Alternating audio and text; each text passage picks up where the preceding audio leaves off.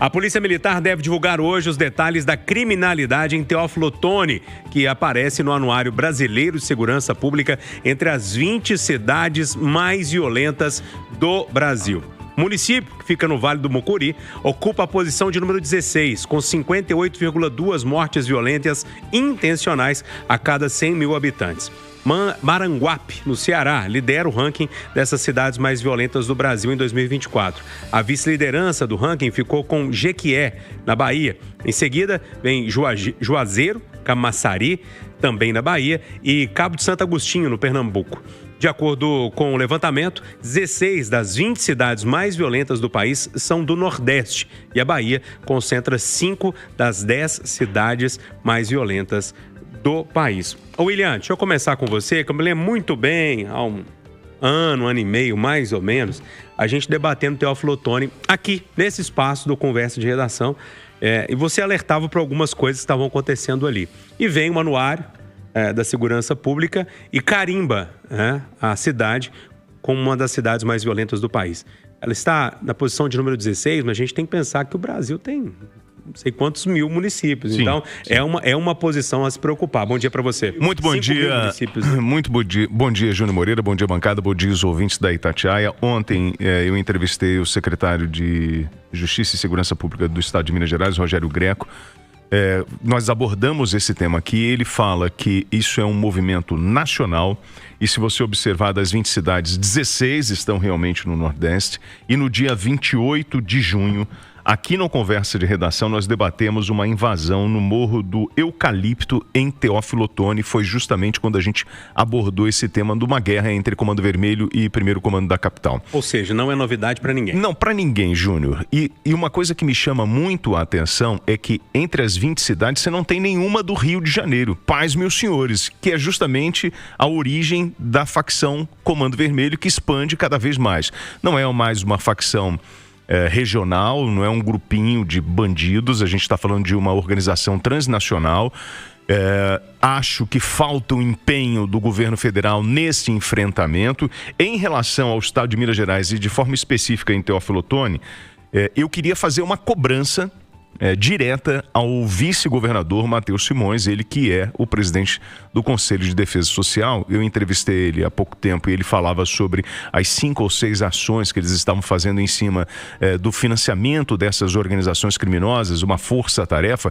Mas assim, vice-governador, isso é uma vergonha para o Estado. E o senhor, como presidente do Conselho, acredito que está na hora do governo do Estado de Minas Gerais dar uma resposta ao anuário e restabelecer a ordem em Teófilo Otoni. E ao governo federal, a gente tem que parar de tratar essa cambada de vagabundo como criminosinho e entender que esses caras são terroristas. O governo federal não quer admitir isso. O ministro da Justiça ainda não entendeu a gravidade do que nós estamos vivendo nesse país. E o pior de tudo, o Comando Vermelho, ele gosta de guerrear, ele gosta de ocupar o território.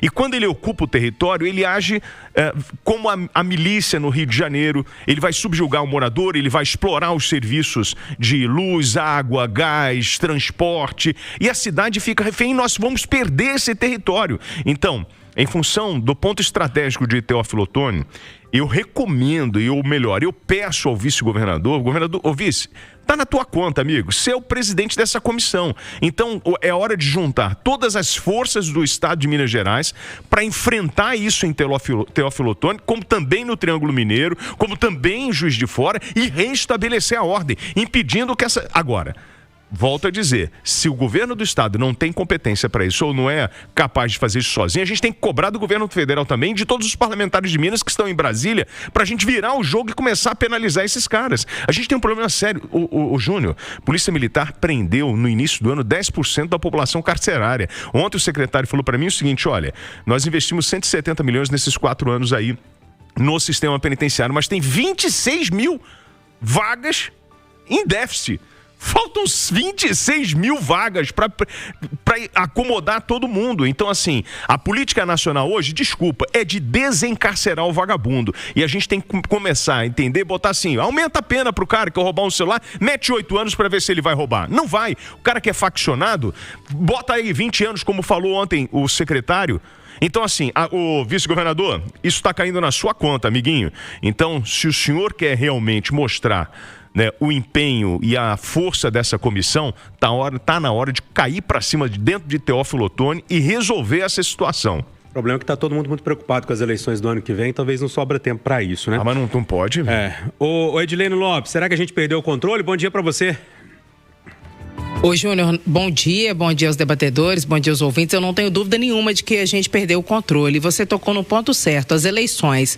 Todo mundo, direita e esquerda, ficam levantando a bandeira nessa disputa pela narrativa da combate à criminalidade e as questões de segurança pública, mas ninguém resolve o problema. Nós temos, por exemplo, o Nordeste do Brasil, onde a direita quer avançar, principalmente aliada ao ex-presidente Jair Bolsonaro, e até tem disputado eleições de forma competitiva nos últimos pleitos. Só que quando ganha a eleição também tem que resolver o problema, né? Teófilo Otoni, por exemplo, é uma cidade que era governada pelo Partido dos Trabalhadores, ganhou a prefeitura o PL, o problema permanece. Quem vai resolver esse problema? Quem vai tirar essa batata quente que está assando do forno?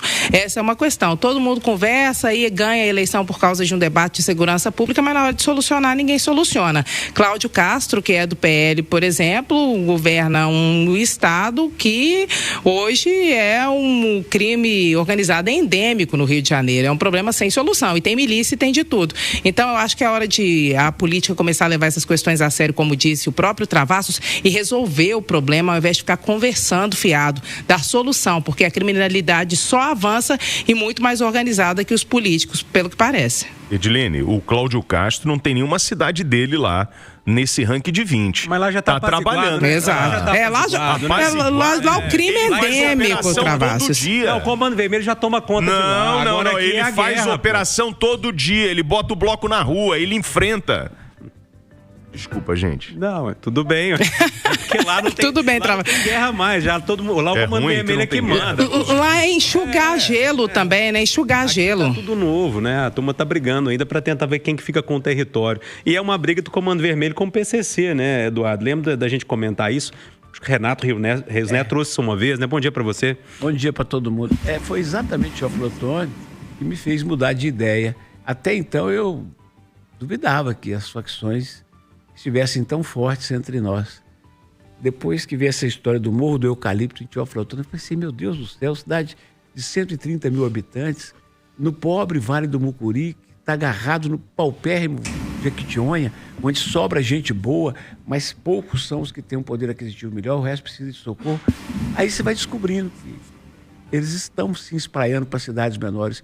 No caso das cidades do Ceará, né, que são várias, e Maranguape, terra de Chico Anísio, olha para você ver, rapaz. Terra de Chico Anísio, o maior visionário desse país, seguramente deve ter imaginado que isso ia acontecer. E em cada lugar do Brasil, a situação é uma. Caso de Maranguape é o Comando Vermelho contra uma facção local. Caso de Teófilo Otoni é PCC contra o Comando Vermelho. Aqui em Belo Horizonte você tem bolsões em que é TCP, que é o terceiro comando puro.